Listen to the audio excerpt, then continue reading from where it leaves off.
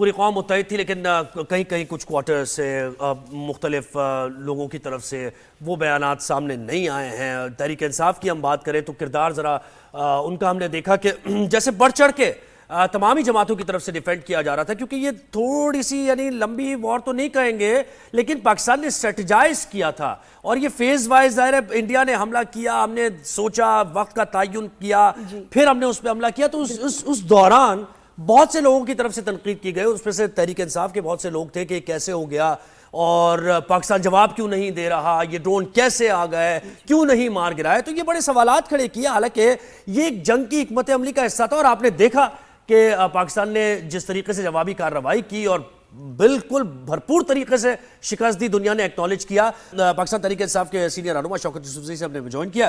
شوکت صاحب بہت شکریہ، آپ نے وقت دیا ہمیں.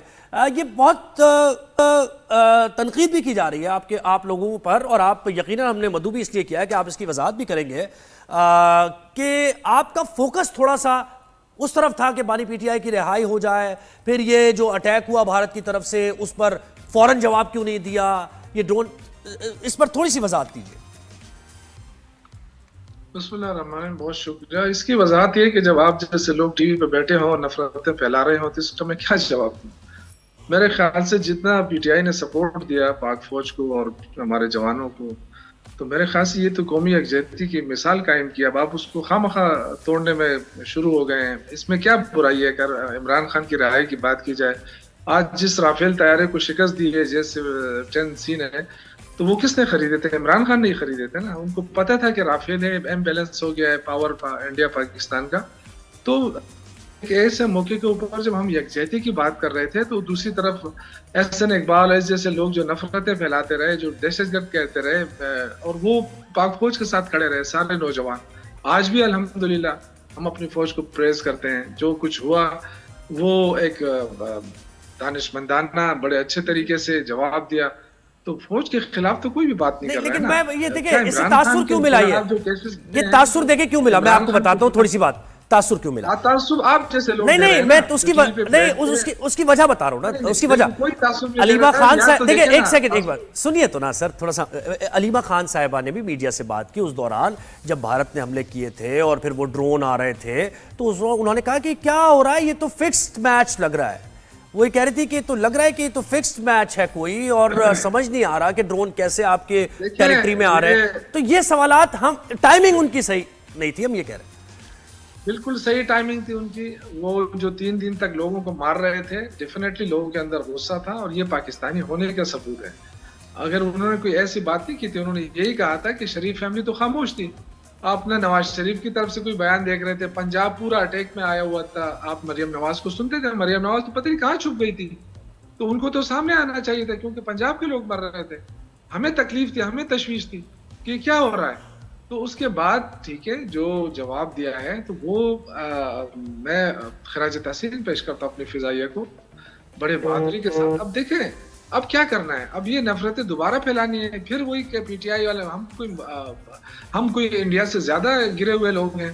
انڈیا کے ساتھ سیز فائر ہو سکتی ہے، انڈیا کے ساتھ بات چیت ہو سکتی ہے، اور پی ٹی آئی جو مشکل وقت میں اپنے پاکستان کے ساتھ ہمیشہ کھڑی رہی ہے، فوج کے ساتھ کھڑی رہی ہے، آج بھی کھڑی ہے. ابھی نہیں، ہم اپنے ہی لوگوں سے بات کر رہے ہیں، حب الوطنی پہ کوئی ڈاؤٹ نہیں ہے. نہیں اس طرح نہیں آپ یہ سمجھے کہ کوئی ڈاؤٹ ہم کسی کی حب الوطنی پہ کریٹ کر رہے ہیں. ڈائریکٹلی پی ٹی آئی جو ہے فوج کے ساتھ لڑے، ان کو ڈائریکٹلی انڈائریکٹلی فائدہ ہو رہا ہے.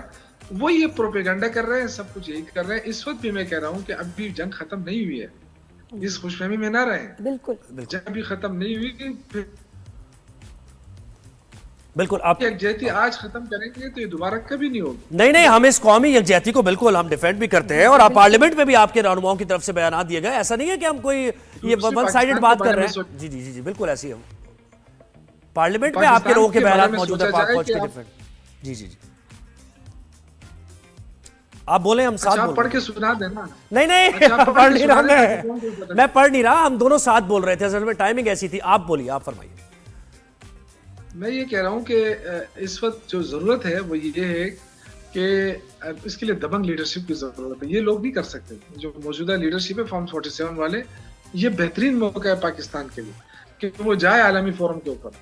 جتنے ثبوت ہیں انڈیا کے خلاف وہ جا کے دیں.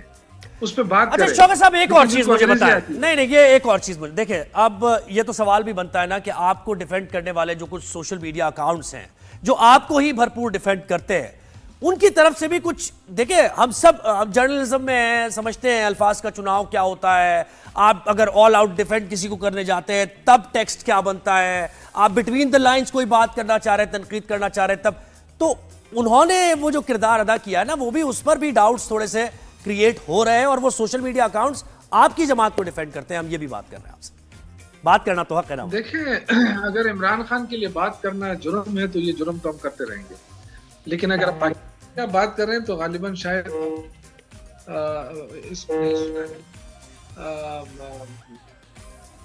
जो कशीदगी के दौरान जो रोल अदा किया है सोशल मीडिया ने, वो शायद आपने नहीं देखा है।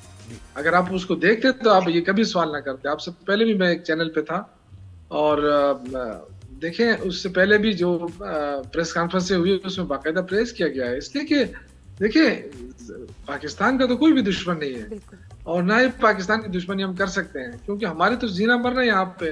जिन लोगों ने फार्म हाउसेस बाहर बनाए उनके लिए मसाइल होंगे, हमारे लिए तो यही पाकिस्तान है। जी शौकत साहब, बताएं आपके क्या जज्बात थे जब उनके हमने तैयारे भारत के गिराए? तो सब देख रहे थे, हमारे जो न्यूज़ चैनल्स पे चल रहा था, पता चल रहा था, बहुत खुशी एक्साइटमेंट थी। आपके क्या उस वक्त जज्बात थे? नहीं तो मैं कोई बाहर से आया हूँ, मैं कोई पाकिस्तानी नहीं वो जज्बात जानना चाह रही हैं, क्यों हो रहे हैं डिफेंसिव? अब आप तारीफ भी नहीं समझ रहे तो क्या करें? ना हो, वो जज्बात सबसे ही पूछ रहे हैं हम, जो आ रहा है उससे जज्बात पूछ रहे हैं। बिल्कुल हम आपका जानना चाह रहे हैं, आप मेरा पूछ सकते हैं, कोई ऐसा मसला नहीं। सोचता कि रहा, आप हर इंसान बल्कि बताए कि उस वक्त वो उनकी क्या जज्बात थे, क्या खुशी का आलम था? मैं ये सोचता रहा कि काश मैं भी एक पायलट होता। क्या बात, और सही बात इस तरीके से ये जो एक बहादुरी दिखाते रहे, जी फखर महसूस किया ना। जी। एक ऐसा रीजन जिसमें इंडिया जो है अपने आप को थानादार बनाने के चक्कर में था, और पूरी दुनिया को ये बावर कराना चाहता था कि इस खिते में मेरे अलावा कोई नहीं है, बेशक। तो उसका तो खाक, उसका गुरूर जो वो खाक में मिला दिया। तो क्यों ना फखर हो ऐसे लोगों के ऊपर। और ये भी फखर था कि जिस राफेल को मार पड़ रही है वो JC-10 के जरिए, और वो इमरान खान ने खरीदे थे, तो फखर तो हो रहा फखर था। तो है। बेशक, बेशक। अच्छा, अब सबके लिए उम्मीद हम बाइसे ये फखर करते हैं कि देखिए पाक भारत तनाव ना बढ़े और ये अमन की सूरत हाल हो। आपके इंटरनल मामलात, आपको याद नहीं हम कितना अपने शो पर डिस्कस कर चुके हैं इससे पहले भी, और आपके मौक़िफ़ भरपूर तरीके से आता है। जब भी ये सियासत के मामलात होते हैं, कोई ज्यादती हो रही है, जुल्म हो रहा है, अदालती मामलात, आप सब खुल के बयान करते हैं, तो ज़रा इस पर थोड़ी सी अब बात कर लेते हैं। जुनैद अकबर से मुताल्लिक़ हलीमा खान साहिबा ये कह रही हैं कि आपके बानी ने कहा कि भाई पब्लिक अकाउंट्स कमेटी वो छोड़ें और वो तहरीक के ऊपर फोकस करें, एक बड़ी तहरीक हमने चलानी है। लेकिन जुनैद अकबर तो तैयार नहीं है, वो ये कह रहे हैं कि खान साहब जब तक मुझे हिदायत नहीं देंगे, वो ये कह रही हैं कि खान साहब नहीं दिए। नहीं, वो ऐसा नहीं था। जुनैद अकबर एक वर्कर आदमी है, वो मेरी कल बात हुई थी उनके साथ।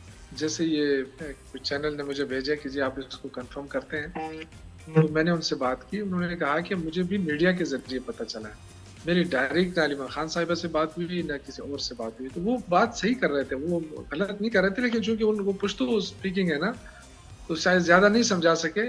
उनका कहने का मकसद ये था कि मुझे डायरेक्टली कोई ऐसा मैसेज नहीं आया है जिस तरह पहले आता था। तो वो तो ऐसा तो नहीं कर सकता ना, वो तो वर्कर है। वो अगर पार्टी ने तो खैर मुझे बताएं, तहरीक चल रही है, फिर तहरीक आप चलाने जा रहे हैं मुल्कगीर एक बार फिर? तहरीक देखिए, ये तो पार्टी फैसला करेगी कि तहरीक चलानी है, नहीं चलानी है, या कैसे चलनी है, उसका सारा वो तो पार्टी फैसला करेगी। लेकिन मैं ये सोचता हूँ कि, बल्कि मैं समझता हूँ कि इस वक्त जो कौमी यकजहती बनी है, इसको आगे लेकर चलना चाहिए। और उसका वाहिद ये है कि अगर आप हिंदुस्तान के साथ मामला तय कर सकते हैं, तो आप इमरान खान के साथ क्यों नहीं करते? तो ऑल पार्टीज कॉन्फ्रेंस अगर होती है, शिरकत करेंगे आप? ऑल पार्टीज कॉन्फ्रेंस में अगर आपको मदऊ किया जाता है, शिरकत करेंगे आप?